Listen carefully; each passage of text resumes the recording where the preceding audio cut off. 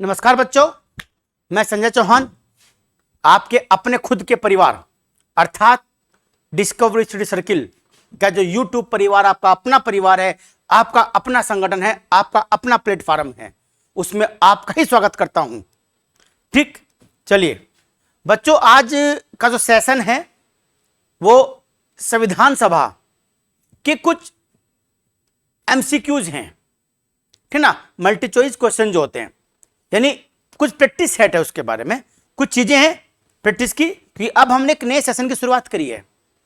हम लोग कंसेप्ट के साथ साथ आपको प्रैक्टिस भी करवाएंगे। वो प्रैक्टिस बच्चों दो तरह की होगी। एक तो प्रैक्टिस होगी, ध्यान रखना बच्चों, किस तरह की,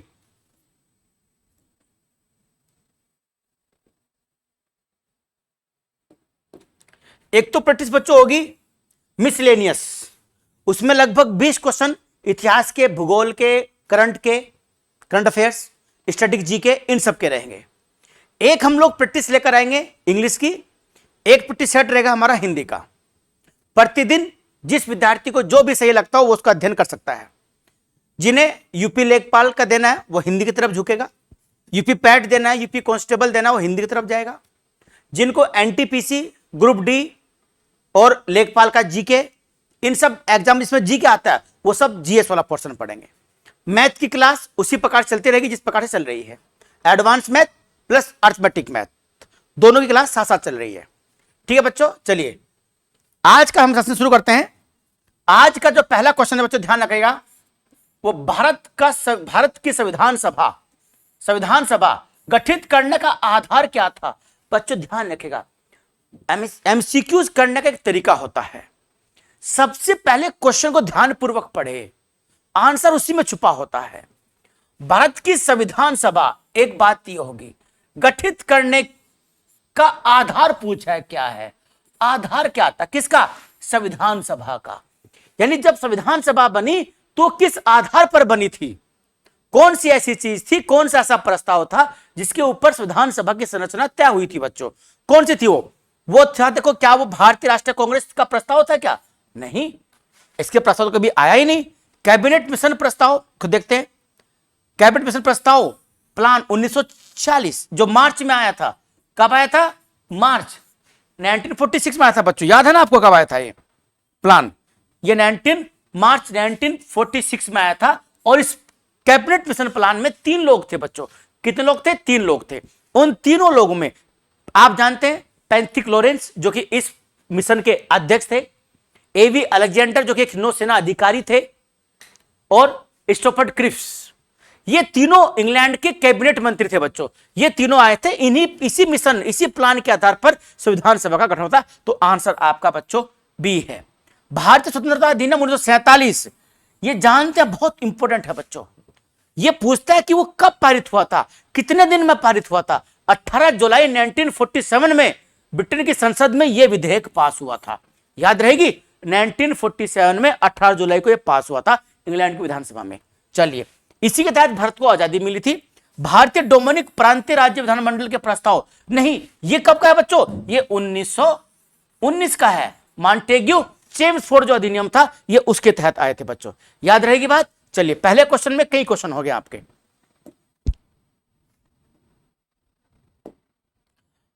तो दूसरा क्वेश्चन क्या है? दूसरा क्वेश्चन कह रहा है बच्चों,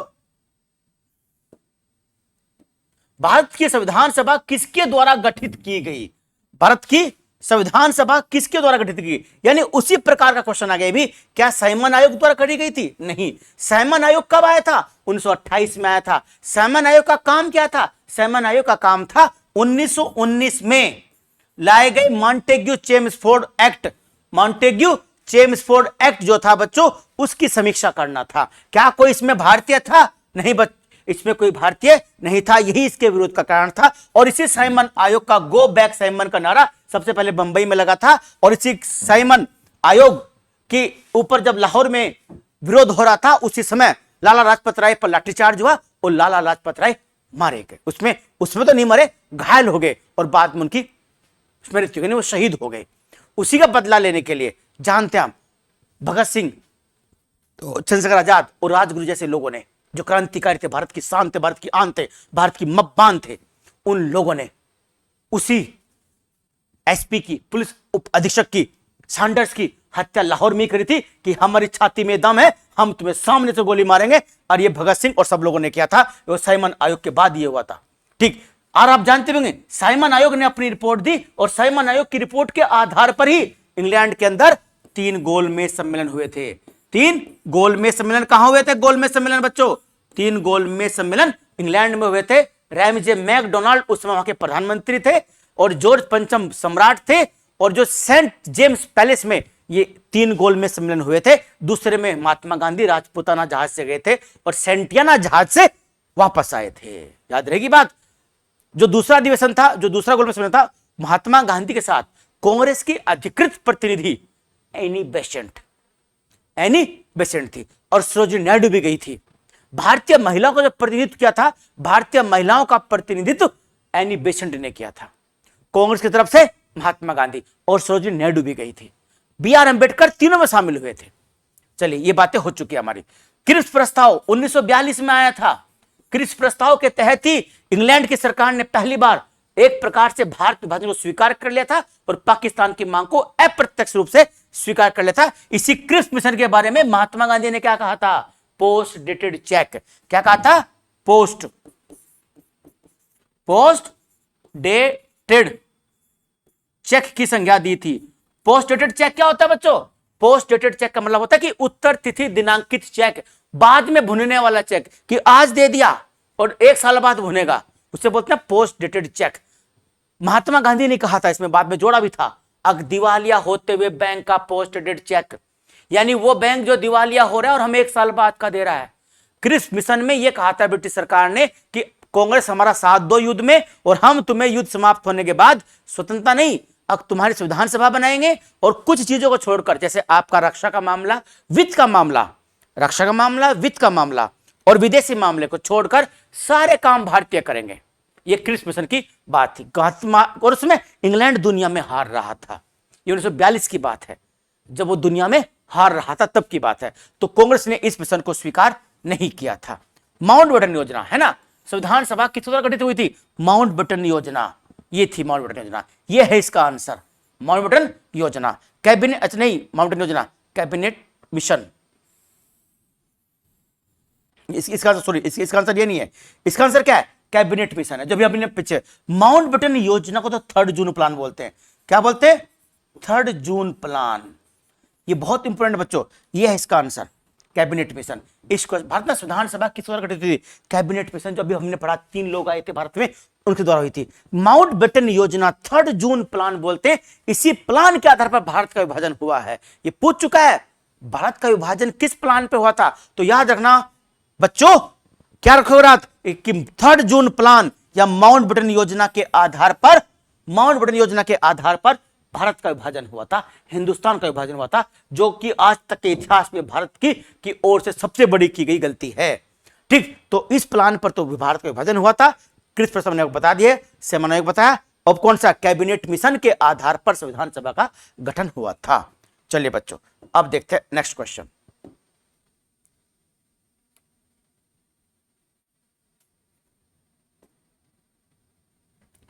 क्या है नेक्स्ट क्वेश्चन?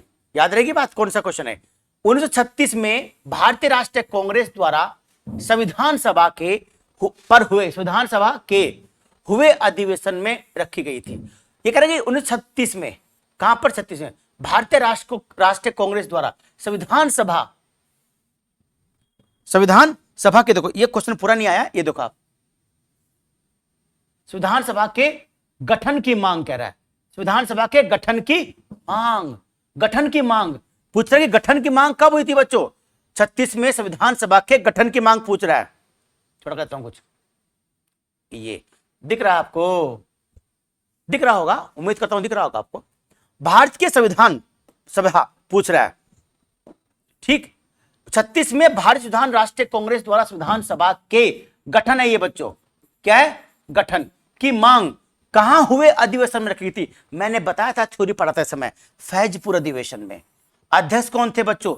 नेहरू थे, पंडित नेहरू अध्यक्ष थे। और फैजपुर आप जानते होंगे किसी गांव में हुआ भारत का पहला अधिवेशन है फैजपुर अधिवेशन। याद रहेगी बात, नेहरू अध्यक्ष थे और फैजपुर पहली बार किसी गांव में अधिवेशन हुआ था फैजपुर में, ठीक ना। और यहीं पर क्या मांग रखी थी, संविधान सभा की मांग नेहरू जी ने रखी थी।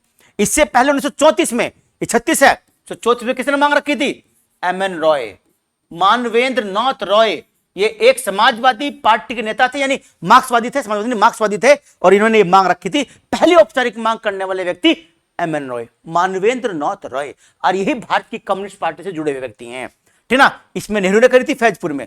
बाकी लाहौर अधिवेशन आप जानते हैं 1929 में हुआ था, उसके अध्यक्ष भी पंडित नेहरू थे, और पहली बार पूर्ण स्वतंत्रता और पूर्ण स्वराज का लक्ष्य रखा गया था 1929 में लाहौर में। रावी नदी किनारे पहली बार तिरंगा झंडा लहराया गया था, याद है आपको, लाहौर में। यही है 1929, जहां पर पहली बार भारतीय राष्ट्रीय कांग्रेस ने पूर्ण स्वतंत्रता और पूर्ण राज्य की मांग रखी थी, ठीक है, 1929 की बात है, एकदम सही है, यही थी। और यहीं से हमने शुरू किया था कि हम 26 जनवरी को प्रति वर्ष क्या मनाएंगे, स्वतंत्रता दिवस मनाएंगे। क्या मनाएंगे, स्वतंत्रता दिवस कब मनाएंगे, 26 जनवरी को मनाएंगे। इसलिए 26 जनवरी 1930 को, 26 जनवरी 1930 को भारत का पहला स्वतंत्रता दिवस मनाया गया था, याद रखिएगा। और जब देश आजाद हुआ 15 अगस्त को, तो स्वतंत्रता दिवस बन गया 15 अगस्त। तो इससे 26 जनवरी का महत्व घट गया। लेकिन जब संविधान लागू हुआ और संविधान सभा के जब बैठक हुई 26 नवंबर 1949 को, तो निर्णय लिया गया कि आज लागू नहीं करेंगे पूरे संविधान को, लागू करेंगे अगले साल 26 जनवरी को, कि उस तिथि का महत्व हमारे राष्ट्रीय आंदोलन के लिए बहुत महत्वपूर्ण था। इसे 26 जनवरी को लागू किया गया। देखिए, इतिहास की जानकारी और संविधान की जानकारी एक प्लेटफॉर्म पर आपको मिल रही है, ठीक। चलिए, ये हो गया। चलिए,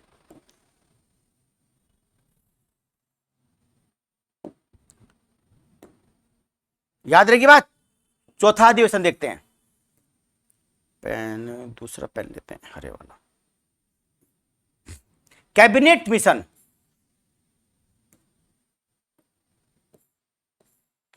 मिशन योजना के अनुसार संविधान सभा में कुल कितने सदस्य थे, कैबिनेट मिशन ने कितने सदस्य बताए थे, 389 मेंबर थे। कितने, 389। जानते हैं आप 389 मेंबर कितने मेंबर थे, 389 मेंबर थे, याद रहेगी, 389 मेंबर थे, 389। इस 389 में जानते होंगे 292 मेंबर, 292 मेंबर, 292 मेंबर कहां से थे, ब्रिटिश फ्रांस से थे, ठीक। और 93 मेंबर किसके थे, देसी रियासतों के थे। और 4 मेंबर किसके थे, ब्रिटिश कमिश्नर के थे। 3 2 5 और 4 9, 9 9 18, 1 और 2 1 3, 389 हो गए। ये मेंबर थे, ये जो बटे हुए मेंबर थे। इन लोगों ने संविधान सभा में भी चुनाव में भाग नहीं लिया था, आप जानते हैं।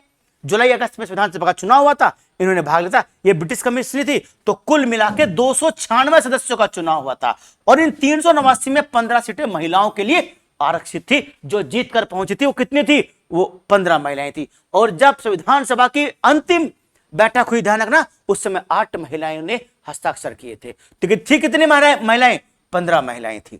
296 सदस्यों का चुनाव हुआ था, इन्होंने भाग नहीं लिया था। और जब देश आजाद हुआ तो कुल 299 सदस्य ही संविधान सभा में रह गए थे। 389 में से, ये इसमें से घटे थे जब देश आजाद हो गया था और पाकिस्तान हमसे अलग हो गया था, तो तब 299 मेंबर बचे थे कुल 389 में से ही। ओके, चलिए नेक्स्ट देखते हैं। 5वां क्वेश्चन, कैबिनेट मिशन योजना के अंतर्गत संविधान निर्मात्री परिषद में प्रत्येक प्रांत की आवंटित सदस्य संख्या निर्धारित करने के लिए प्रतिनिधि कितनी जनसंख्या पर था, 8 लाख नहीं, 12 लाख नहीं, 10 लाख। कितने पर था, 10 लाख पर एक प्रतिनिधि दिया गया था, यानी 10 लाख जनसंख्या पर एक प्रतिनिधि। और हम जो हैं उत्तर प्रदेश के वासी हैं, हमारा पहले नाम संयुक्त प्रांत था, उससे पहले हमारा नाम अवध था, आगरा था, उत्तर पश्चिमी प्रांत था। इन तीनों को मिला के 1935 में नाम रख दिया गया था संयुक्त प्रांत। तो आज भी हम करोड़ों में हैं, उसमें भी हम करोड़ों में थे, याद रहेगी। आज भी हमारे यहां लोकसभा की सबसे ज्यादा 80 सीटें हैं और विधानसभा भी, और उस समय भी विधानसभा में भी हमारे यहां उत्तर प्रदेश में सबसे अधिक 55 सीटें थी। बच्चों ध्यान रखिएगा, ठीक ना। तो 10 लाख पर एक थी, 10 लाख से गुणा कर दो तो कितना आ जाएगी, 5.5 लाख आ जाएगी। तो 5.5 करोड़ उस समय थे हम, आज 27-28 करोड़ है। क्या प्रगति की है, क्या विकास किया उत्तर प्रदेश ने, देखिए बच्चों, ठीक। चलिए तो 55 थे उस समय हम, याद रहेगी बात, कितने थे? 55 सदस्य हमारे यहां थे। 10 लाख पर एक दिया गया था। और संविधान सभा का जो चुनाव हुआ था वो जानते हैं बच्चों, अप्रत्यक्ष चुनाव हुआ था। क्या चुनाव था? अप्रत्यक्ष। और उसमें अप्रत्यक्ष का मतलब यह था कि उसमें जनता ने भाग नहीं लिया था, बल्कि जो 11 ब्रिटिश प्रांत थे उन प्रांतों के जो विधायक थे उन्होंने वोट डाले थे, उन्होंने संविधान सभा के मेंबरों को चुना था। तो अप्रत्यक्ष चुनाव हुआ था। और संविधान सभा का, जब संविधान सभा बन गई तो संविधान सभा का प्रतीक चिन्ह जानते हैं क्या था बच्चों? क्या था? हाथी था। क्या था? हाथी, एलिफेंट था। संविधान सभा का चुनाव चिन्ह हाथी, क्योंकि हाथी क्यों था? संविधान सभा बहुत बड़ी थी, 389 सदस्यों की संविधान सभा। देखिए आप, 389 लोग मायने रखते हैं। जब एक साथ बैठते हैं तो कितने विचार मिलेंगे, कितने विचार सामने आएंगे। देखिए आप, तो 389 लोगों ने संविधान सभा का प्रतीक क्या था? हाथी। तो खुद दिखाता है कि हमारी संविधान सभा कितनी बड़ी थी। हाथी उसका प्रतीक था। चलिए नेक्स्ट क्वेश्चन देखते हैं, 5वां 6ठा। आइए भाई साहब, आप क्या बताते हैं? इन भाई जी की बात देखते हैं। चलिए भाई साहब, आप क्या बता रहे हो? संविधान सभा में किस देशी रियासत के प्रतिनिधि ने भाग नहीं लिया था? वाह वाह वाह, क्या बात है ना। मेरे देश की मिट्टी सोना उगले उगले हीरे मोती, मेरे देश की मिट्टी, है ना। देश की मिट्टी में, देश की मिट्टी से सुगंध आनी चाहिए बच्चों, देश की मिट्टी से खुशबू आनी चाहिए, सुगंध आनी चाहिए राष्ट्रभक्ति की, देशभक्ति की। और वो हमेशा आपके अंदर जज्बात के रूप में रहनी चाहिए। देशभक्ति केवल तब बनाए जब बात पाकिस्तान की हो, या जब भारत पाकिस्तान का मैच होता है, क्रिकेट मैच या कोई और मैच होता है, तभी हमें याद आती है हम राष्ट्रवादी हैं। हमेशा अंदर रहनी चाहिए। ठीक, चलिए, संविधान सभा में किस देशी रियासत के प्रतिनिधि ने भाग नहीं लिया था? यानी देशी रियासतों ने संविधान, जब हम आजाद हो गए तो उसके बाद संविधान सभा में देशी प्रतिनिधि पहुंच गए। उनको पटेल और बाकी लोगों ने, आप जानते जब राष्ट्र का एकीकरण हो रहा था तो 565 जो देशी रियासतें थी, ठीक ना, उनमें से 3 रियासतें हमारे संघ में शामिल नहीं हुई थी। बाकी सभी को सरदार वल्लभ भाई पटेल ने एक हाथ में गाजर और एक हाथ में डंडा लेकर, जो मान जाएगा, एक प्रारूप तैयार किया था एकीकरण का। अब जो मान जाएगा कि हाँ जी हम आपके में शामिल हो रहे हैं, जैसे ग्वालियर रियासत थी, इंदौर रियासत थी, वो सब शामिल होगी, अलवर रियासत थी, सब शामिल हो गया, आराम से, कोई दिक्कत नहीं हुई। तो गाजर खाओ भाई, और जो नहीं मानेगा तो पटेल जी का डंडा सामने है। तो किसी ने नहीं मना किया, सब मान गए। इसीलिए बोलते हैं हमारे यहां पटेल को, क्या बोलते हैं पटेल को? सरदार वल्लभ भाई पटेल को भारत का बिस्मार्क बोलते हैं। भारत का बिस्मार्क, भारत का बिस्मार्क क्यों बोलते हैं पटेल को? बिस्मार्क कौन था? बिस्मार्क जर्मनी का चांसलर था बच्चों। कहां का? जर्मनी का चांसलर था। और जर्मनी का चांसलर था का मतलब जर्मनी का मुखिया था। और जर्मनी के एकीकरण में, जर्मनी के एकीकरण में इस व्यक्ति ने बहुत महत्वपूर्ण भूमिका निभाई थी। जर्मनी लगभग 300 प्रांतों में बटा, देखिए आप जर्मनी खुद कितना छोटा, और 300 प्रांतों में लगभग जर्मनी बटा हुआ था। कुछ प्रांत में ऑस्ट्रिया का अधिकार, कुछ प्रांत में राजतंत्र की व्यवस्था, कुछ प्रांत में दूसरे देशों का अधिकार। उस जर्मनी को एकीकरण करने का काम इसी व्यक्ति ने किया था, बिस्मार्क ने। वही काम किसने किया? भारत में पटेल ने किया। तो क्या बोला गया पटेल को? भारत का बिस्मार्क बोला गया पटेल को। बिस्मार्क जर्मनी का चांसलर था। 1862 के आसपास की बात है, जब भारत में 1857 की क्रांति हो रही थी। उसी समय जर्मनी सहित पूरे यूरोप में राष्ट्रवाद का उदय हो रहा था। उसी राष्ट्रवाद के तहत बिस्मार्क ने जर्मनी में नारा दिया और सारे जर्मनी को एक करता चला गया। तो जो काम बिस्मार्क ने जर्मनी में किया, वही काम पटेल ने भारत में किया। पर 3 नहीं माने। जम्मू कश्मीर का राजा हरि सिंह, ठीक ना, और हैदराबाद का एक नवाब था, निजाम बोलते थे उसको पहले, वो था उस्ताद अली कुछ करके, और एक थे आपके भुट्टो साहब जूनागढ़ के। देखिए कितने बेवकूफ टाइप के लोग, समझ में नहीं आता। हैदराबाद का नवाब बीचों बीच है भारत के, जाना चाहता है पूर्वी पाकिस्तान यानी बांग्लादेश में, कैसे चला जाएगा? पटेल ने कहा कि अब इसको छोड़ दो, क्योंकि उनको मालूम था पटेल को नवाब का कुछ कर ही नहीं सकता, वो बेवकूफ है वो। हाँ, जूनागढ़ की बात थी, जूनागढ़ पाकिस्तान के पास था, गुजरात में पड़ता है। हालांकि वो भी संभव नहीं था क्योंकि गुजरात के निचली तरफ पड़ता है, भारत की बाउंड्री चारों तरफ से उसके। लेकिन वो चला गया जब उसने देखा कि यहाँ की जनता अधिकतर हिंदू है, और पटेल ने जनमत संग्रह करवाया। तो जनमत संग्रह से जूनागढ़ को भारत में मिला, और वहां का जो दीवान था और जो वहां का वो था मुखिया, वो चले गए आपके पाकिस्तान। बेनजीर भुट्टो उन्हीं से नवाब भुट्टो की पोती थी। ठीक, चलिए वो चले गए पाकिस्तान में। हरि सिंह जो था जम्मू कश्मीर का राजा, वो उसने देखिए कितनी बड़ी चाल चली, ना भारत में मिलेंगे ना पाकिस्तान में, अपना राज करेंगे। हरि सिंह तो हरि सिंह है, किसी में नहीं मिलेगा भैया। अब जब पाकिस्तान ने पेल दिया इधर से, चलिए, और सेना नहीं भेजी, कबीलाई सेना भेज दी। सेना भेजता तो पाकिस्तान के ऊपर आरोप लगता कि तुम युद्ध की शुरुआत कर रहे हो। और उस समय हमारे सेना अध्यक्ष इंग्लैंड के थे, ब्रिटेन के थे, मुखिया वही बनाए गए थे, ठीक ना, कि उस समय हम संप्रभु राष्ट्र नहीं थे। तो भेज दी कबीलाई सेना। जब लगा हरि सिंह को अरे भाई अब नहीं बचेगा, तब भेजा नेहरू को प्रस्ताव, अब दोस्त मित्र बुला लीजिए, हम भेज दीजिए सेना हमारे यहाँ, श्रीनगर तक पहुंच गई है, बस कुछ समय की बात है। तब जाके पटेल और नेहरू की बात बनी और उन्होंने वहां अपनी एयरफोर्स भेजी, तब जाके हरि सिंह की जान बची और भारत में जम्मू कश्मीर का विलय हुआ। हैदराबाद फिर भी नहीं माना। हैदराबाद में ऑपरेशन पोलो चलाया गया। कौन सा ऑपरेशन? ऑपरेशन पोलो चलाया गया। ऑपरेशन पोलो इसलिए चलाया गया, आप जानते हैं कि जो नवाब था ना, बहुत अमीर ज्यादा था, उसके पास इतना सोना था, तो उसके बारे में कहती है वो सोने की कीमत उस समय इतनी थी कि भारत को कई दिन तक वो लगातार भोजन करवा सकता था। इतना सोना उस नवाबजादे के पास था। तो पोलो, देखिए पोलो क्या खेलते ना, पोलो खेलते हैं, ठीक ना, तो पोलो का जो ग्राउंड होता है, बहुत महंगे ग्राउंड बनते हैं पोलो के, तो पोलो के सबसे ज्यादा ग्राउंड उस काल में उसे नवाबजादे के यहां थे, हैदराबाद में। तो इसलिए क्या चलाया गया? ऑपरेशन पोलो। और चलाया ना था कुछ नहीं, 2 घंटे भी नहीं लगे, हैदराबाद में भारत में विलय कर लिया पटेल ने। जय श्री राम, ठीक ना।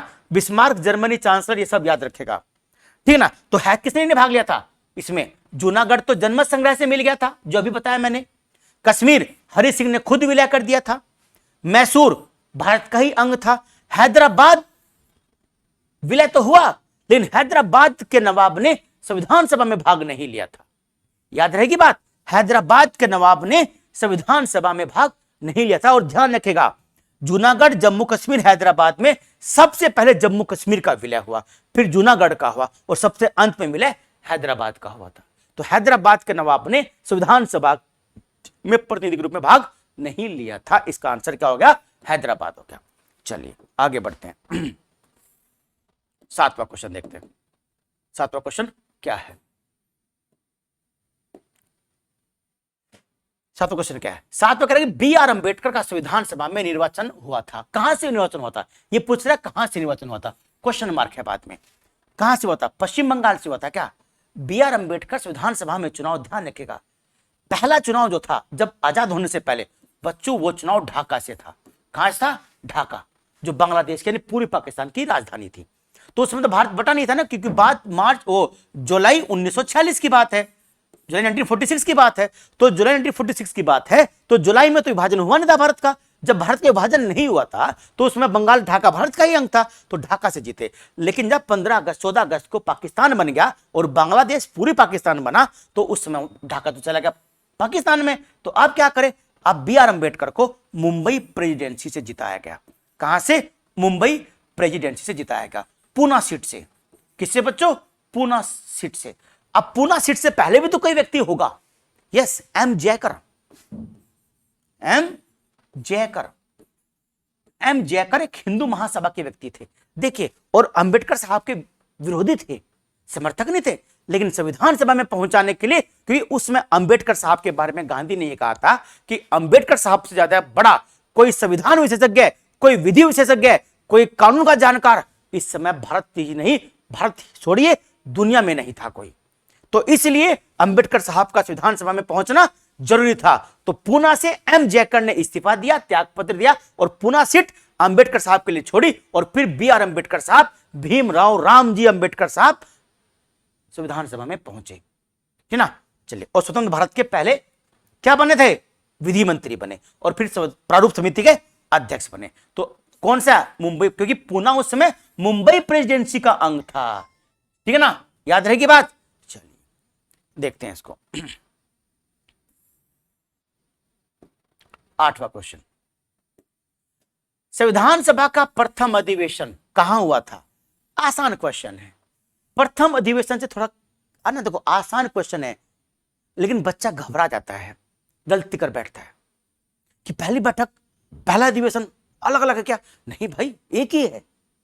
पहली बैठक, पहला अधिवेशन 9 दिसंबर 1946, 9 दिसंबर 46। मुंबई में क्या? नहीं। कलकत्ता में क्या? नहीं। लाहौर में क्या? नहीं। दिल्ली में? हां जी हां। और दिल्ली में भी कहां? संसद भवन के केंद्रीय कक्ष में, केंद्रीय कक्ष में हुआ था।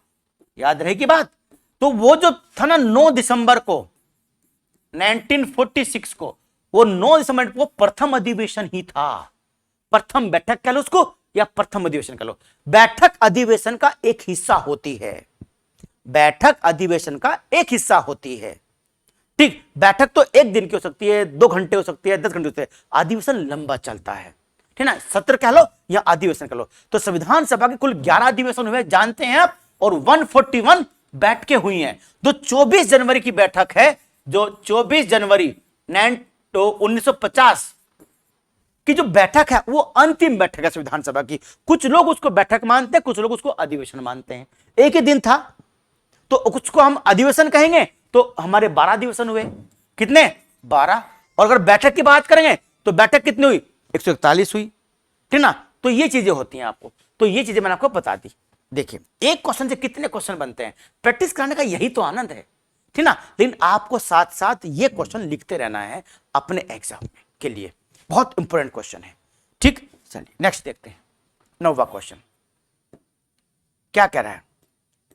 ये कह रहे हैं भाई साहब कि आप जो हो ये बताइए कि संविधान सभा के उद्घाटन अधिवेशन की अध्यक्षता किसने करी। ये सब क्वेश्चन आए हुए हैं, कंफ्यूज करने के लिए है, बस है कुछ नहीं। हलवा क्वेश्चन है, हलवा ना। हलवा क्या होता है? अकसूजी गिरी, पानी गिरा, घी गिरा, चला दिया चम्मच, चीनी गिर दी, बन गया हलवा। कुछ करना ही नहीं, कितना क्या करना, कितना कुछ नहीं होता हलवा। इसलिए हलवा बनाना सबसे आसान होता है। जब नई नई वधू घर आती है ब्याह होने के बाद, तो वो कहते हैं चल भाई रसोई कर आज। रसोई का मतलब भी खाना बनाना होता है कि रसोई करो आज। जब वो रसोई करती है ना, तो उसे हलवा बनवाया जाता, ताकि अभी नहीं आई है, दबाव में है, पता नहीं कैसा, तो हलवा बना दे। अब बनवाओ उसे शाही पनीर, तो भूल जाएगी सारी रेसिपी क्या बनाना है। चलिए खैर, तो संविधान सभा के उद्घाटन अधिवेशन की अध्यक्षता किसने करी थी? पंडित नेहरू ने करी थी क्या? नहीं, ये तो सदस्य थे। सच्चिदानंद सिन्हा। किसने करी थी? सच्चिदानंद सिन्हा। कहां के थे? बिहार के थे बच्चों। कहां के थे? बिहार के थे। डॉक्टर सच्चिदानंद सिन्हा जो संविधान सभा थी उसके सबसे वरिष्ठ सदस्य थे। सबसे वरिष्ठ सदस्य कौन थे? डॉक्टर सच्चिदानंद सिन्हा थे। और जो ये बनाए गए थे वरिष्ठता के आधार पर बनाए गए थे। और हमने ये अवधारणा कहां से ली थी बच्चों? ये अवधारणा हमने फ्रांस से ली थी। ये बात कोई आपको बताएगा नहीं, बहुत कम लोग बताएंगे। ये अवधारणा हमने ना, जो वरिष्ठता के आधार पर जो हम सदस्य को अध्यक्ष बनाते हैं, तो ये हमने कहां से लिए? फ्रांस से लिए। सबसे वरिष्ठ मेंबर थे, इसलिए कौन थे? सच्चिदानंद सिन्हा बने थे। खैर, बी आर अंबेडकर तो प्रारूप समिति के अध्यक्ष थे।